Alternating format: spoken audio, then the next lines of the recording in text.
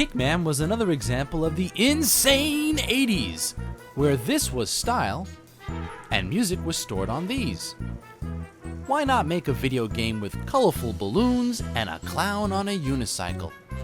Oh yeah, and throw in the biggest 80s icon ever, Pac-Man, as a special guest, and you've got the arcade game Kickman.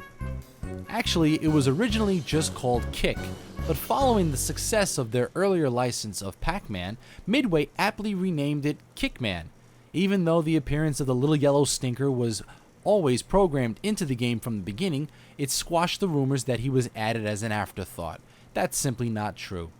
Let's take a look at this strange game, Kickman.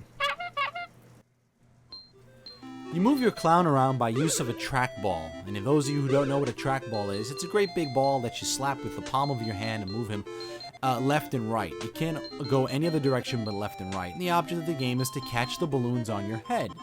Now, if you miss a balloon, you can try to kick it and try to get it back on the second bounce, which I didn't do. Now, depending on what stage of the game you're on, you're either going to catch it by popping it on your head or stacking them on your head, as you would have in later rounds. Now, the trackball is really cool because you can slap it really fast and try to get him to move across fast, or you can go rather slowly. It doesn't really translate well with MAME, unless you have a trackball on a MAME cabinet, so it pretty much moves at one speed, which can be a little tricky. On level 2, you'll notice our little friend up on top. That's Pac-Man munching away, which Midway had license permission to use because they had licensed Pac-Man from Namco in Japan, and were very successful with that. And as you can see, you catch Pac-Man and he just gobbles down those balloons and stays on your head.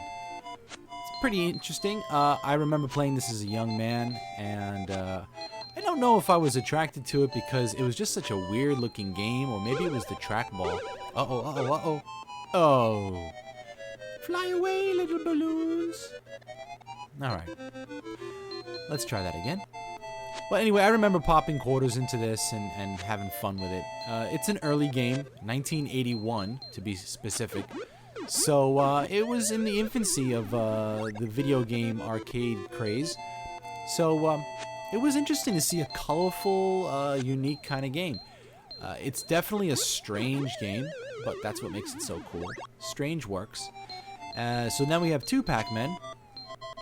Now, there's not a whole lot to it. In later stages, you'll get some ghosts that appear on the screen, and different balloons go at different speeds.